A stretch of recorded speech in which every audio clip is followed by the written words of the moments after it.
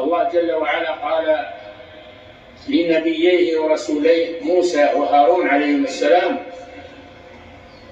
لما أرسلهما إلى فرعون قال فأتياه ما ضربه بالشوارع ولا بالأمكنة ولا بالحفلات وسبوه، لا، قال فأتياه فقولا له شوف كلمة له، تقولون لغيره، فقولا له قولا لينا لعله يتذكر أو يخشى. هذا طريق مناصحة ولي أمر المسلمين. هذا مع كافر، فكيف مع ولي أمر المسلمين؟ يقول الله في كافر يدعي الربوبية فأتياه فقولا له قولا لينا لعله يتذكر أو يخشى، فكيف بولي أمر المسلمين؟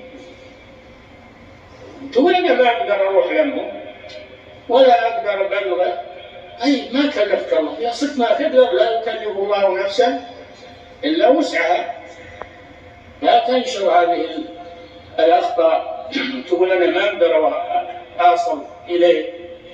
وهذا من الأمر بالمعروف، أن هذا هو المنكر نفسه، ما هو هذا نهي عن منكر، هذا هو المنكر نفسه، هذا يفسد ولا يصلح.